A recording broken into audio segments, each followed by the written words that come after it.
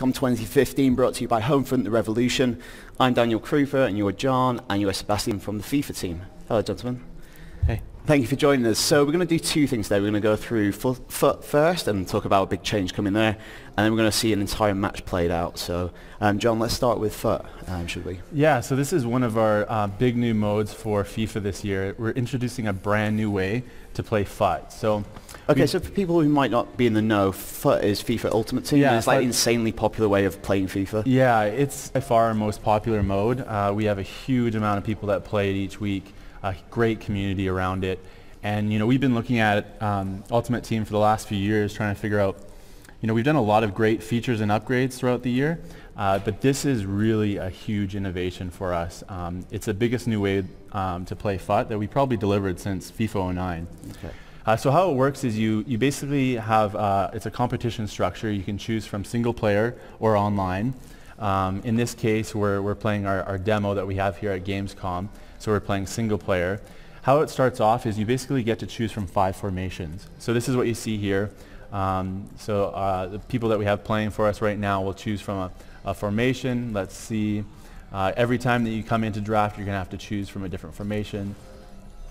Next up you see is a reveal of our captains. So these are 5 different players. They're kind of top tier players. You see that we have Neymar there, which is a great player to kind of build your team from. Ultimate Team's all about building great chemistry. So in the top right of the screen you see rating as well as chemistry. There's kind of this yin and yang with, you know, you want to have the great players in your team, but you also want to build a team with great chemistry. You build great chemistry by matching up players with the same nationality, having players with the same league or club.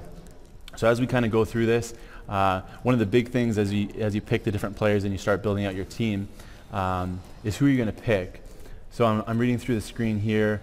You know, every time we play this mode, we literally have people. Yes, I'm thinking I want Lucas here. Yeah. So it's constant banter. We kind of have, we'll be playing it in the studio, and we'll literally have people come around the screen, and people will be picking and choosing who we should pick. So for here, you know, okay, so we've got a Brazilian there. See a preview? Yeah, so you can do preview, which is nice too, by pressing X button on Xbox. You can quickly see how is that player going to impact you in that position. You're not committed to that decision. Yeah, you're not committed. You kind of see exactly what that's going to mean. What are the most powerful factors? Is it nationality, or are they all kind of equally weighted? Well, if you play for the same club, because that's a club and a league link, that's going to be the most powerful. Okay. League and nationality are about the same. As I go through here, so who have you picked so far? Oh, see, it's always so hard to know, should you go for the rating or should you go for that link? That's going to be a 39 chemistry. Okay, let's go to, that seems pretty good. So it's trying to tap into the idea that the best players don't always make the best team necessarily. Yeah, exactly. So as you're going through your starting 11, you know, it's really key to try and figure out what kind of team are you going to build. So what we found is usually you'll start building a specific league. So you might start off with the English Premier League. In this case, we started out with the Spanish league. But sometimes you'll pull a really great player as you go through this draft process, and you might have to switch your strategy because now you want to build that team around that next best player. I don't know if you watched our video of announcing Ultimate Team of Carragher and Neville. Right now, I feel like one of them because I want to go there and just. You want to stand up and start pointing at the screen. Like, what are you doing? How can you pick that player instead of the other one? I don't think we have that functionality available. Yeah, no. So as you're going through this process, you know, it's really key to maximize chemistry, maximize rating, because that's going to give you the most potential in gameplay. You know, so if you let me interrupt you, so the beauty of this as well is the ability to play very quickly with players that are extremely difficult to get in the normal Ultimate Team. So for people that never try the mode, it's really excellent to learn about chemistry, to learn about what good players can give you. And for experienced players, so beyond the rewards that they get, it's also about, okay, so I never tried, for example, Mascherano, and maybe they really like him, so it's a good way for searching, okay, what are the players I really want for your Ultimate Team squad? Absolutely. I think in many ways it's almost a distillation of what Ultimate Team is in a much shorter, compact form. Give people like a taster of it. Yeah, and exactly. Get sucked in because it's kind of an investment. You know, you make a big investment in FUT. Yeah, yeah, exactly. You get to kind of test drive some of these players, and what we found as we've gone through it is you end up building squads that you would have never thought of before, because of the choices that you're put forward with.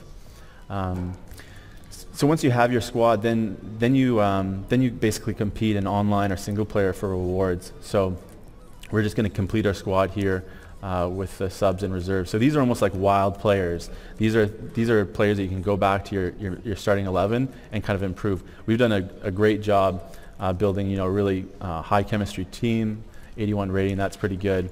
Make some strategic improvements that we've just got from our subs and reserves slots. But it really, so when you get the subs and the reserves, it gives you that second chance, so it doesn't feel as harsh when you didn't get a good pick in one of those other choices. And also managers as well. Yeah, so the last piece on completing your club is choosing your manager. So we're quickly previewing to see, okay, who's going to be impacted by this. So different players on the pitch based on the nationality are going to get chemistry boosts, so they're going to perform better in the game. And then once you've done that, then there's a quick summary screen, so you can quickly see what are my top players, where are my ratings across different areas. That squad rating is key, so combination of team chemistry and team rating. And there you have it. So from here, you basically then go into the full gameplay with this club. So if you're playing online, you'd be competing against another draft squad. If you're playing single player, then you play against the AI.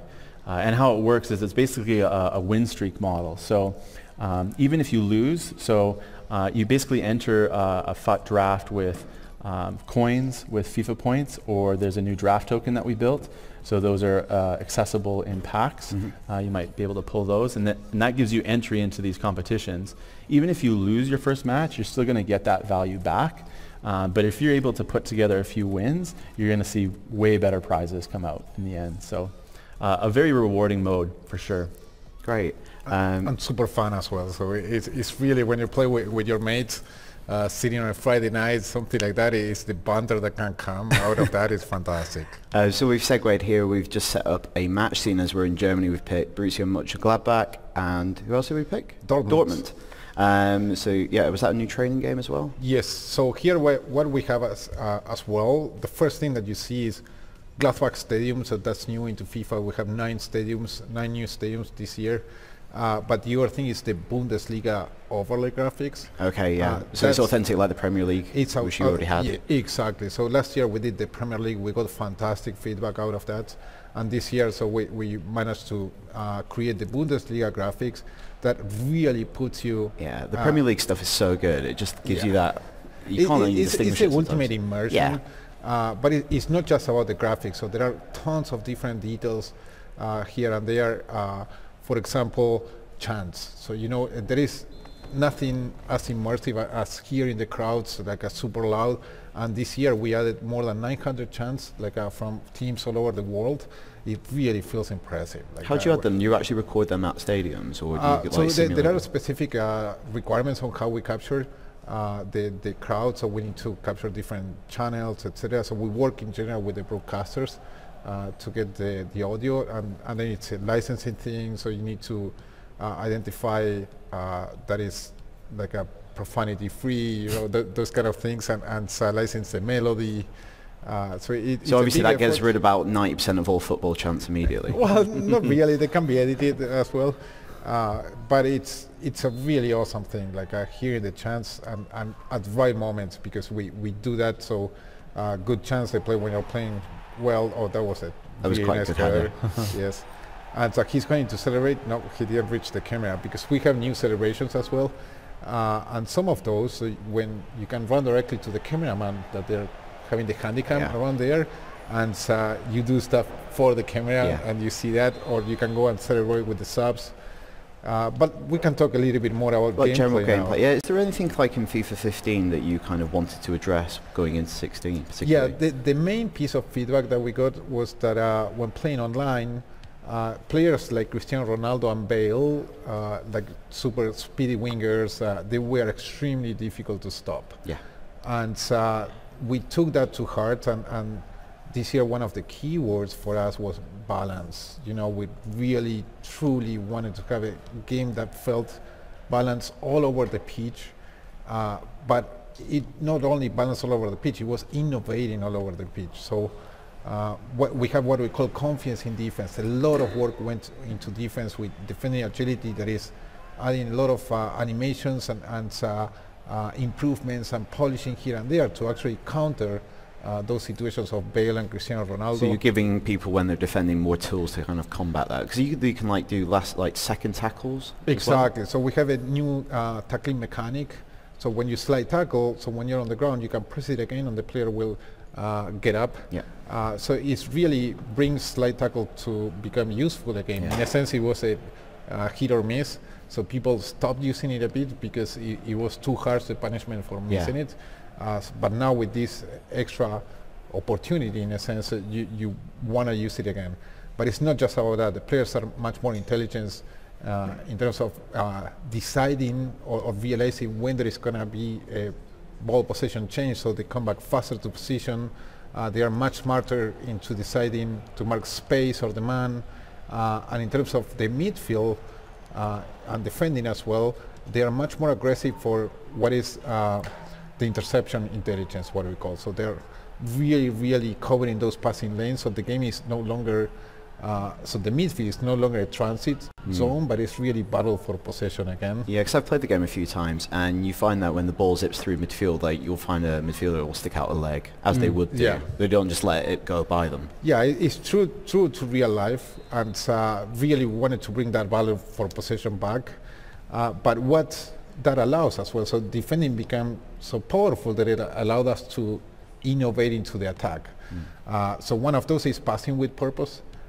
That is to counter those interceptions. So it's a new type of pass that is a low pass, very strong, that is, okay, I want to send it to this particular guy, but the pass receiver needs to be in a good position, because otherwise that first touch is not that good, so it has a lot of error.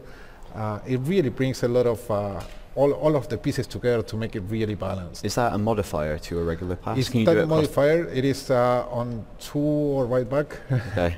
And yes, it's when you pass, they are doing it right now, so you see how strong it is, and it really feels awesome. But can you do that on a through ball as well, or is it just? No, it's just with the normal pass. ground pass.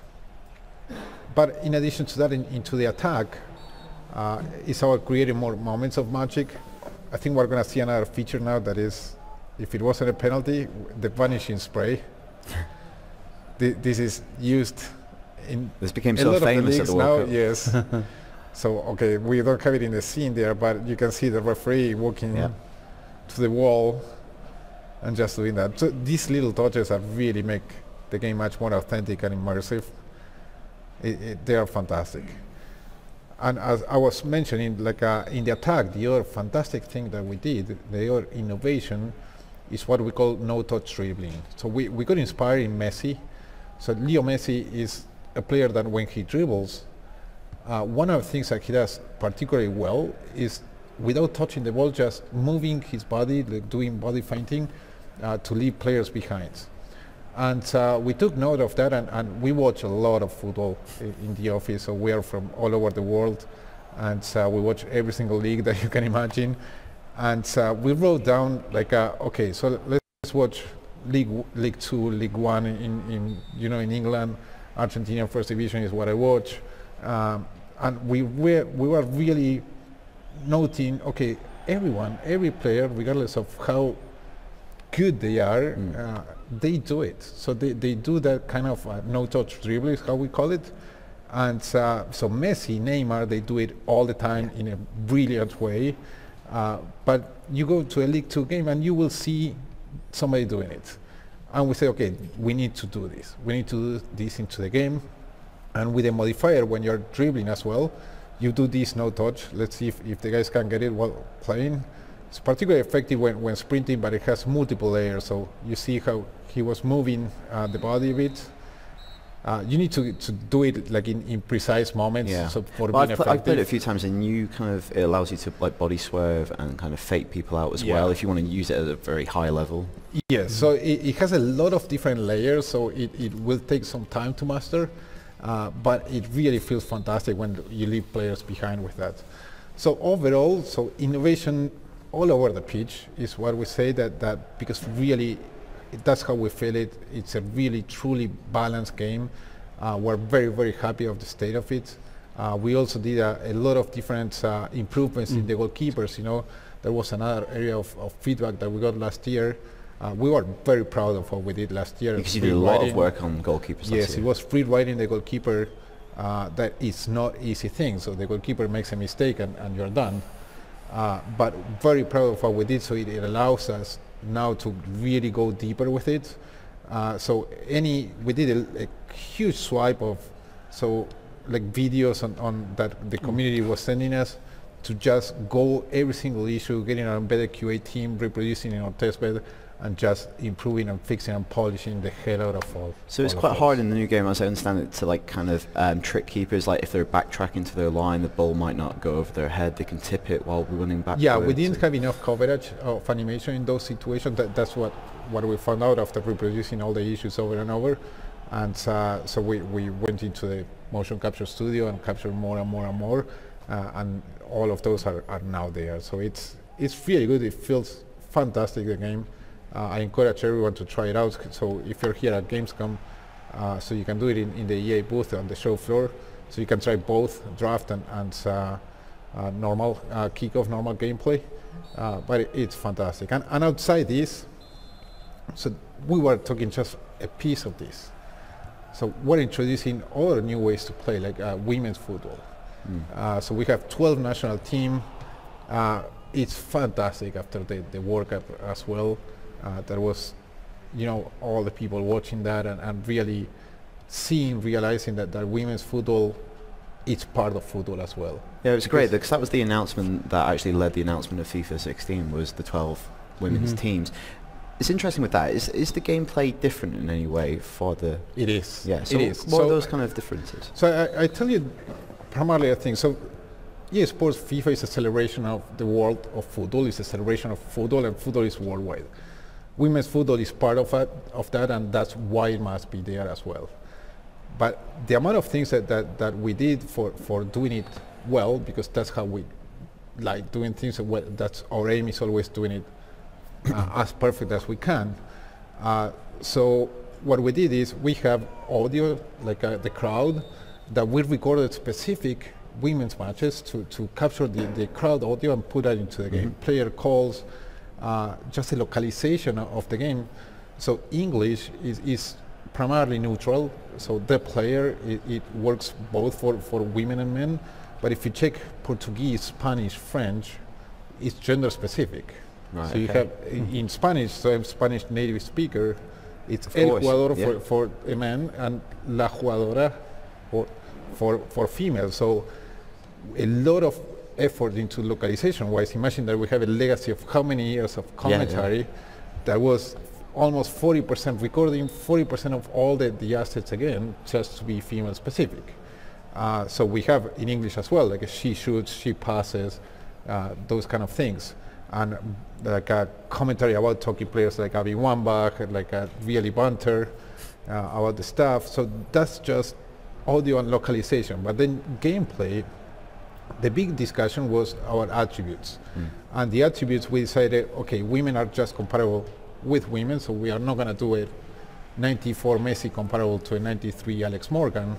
And based on that, so we went through every single component that we have on our gameplay systems, and so we used the necessary modifiers so gameplay feels authentic to women football as well.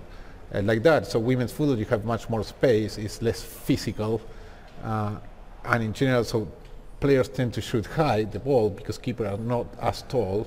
So all those little nuances, if you try it out, you will feel it different. You will feel okay. It's much more authentic to women's football. And the character models are different as well. They're very specific. They've been not modeled on the anatomy of women. It's rather than just like changing the heads on them. No, absolutely. So we replaced, so we recreated a new player rig. So we have new body scaling technology. We optimized the rendering so we could do physics on the ponytails, because most of the players, female players, use ponytails. Yeah. So we have physics for each ponytail, which is it's fantastic, you know. And then we also capture the likeness of most of the players. It's a really a true representation of women's football, and I'm really proud of it. And the other big feature that I want to mention is a trainer. So we like people to get into the game, to learn the game faster, and even experienced people to learn new ways of how to perform the game. There is a trainer. Okay, the game. We saw it a bit earlier as well. It's kind of an overlay that shows you in that moment what your options are as a player. It's showing you some of the options, because FIFA has more than 70 different controls that you can perform, or combinations that you can perform. So what we do with that, so we did a lot of research. So it was, what is the best way to learn how to play FIFA? Is you and I sitting on the same couch, and so you tell me what to do, or you tell me what are my options. That's how we got inspired for building a trainer. So it's not an avatar, but it's just giving you options of what you could do in that context. And while you successfully perform those actions, it's starting to show you more complex and complex options. And if you're an experienced player, you can go and manually select what level of complexity you want, and I bet you will learn something that you didn't know. That's great. It's a really cool addition. Thank you so much for showing us some of the big changes coming in FIFA. For more on FIFA and from Gamescom in general, stay right here on IGN.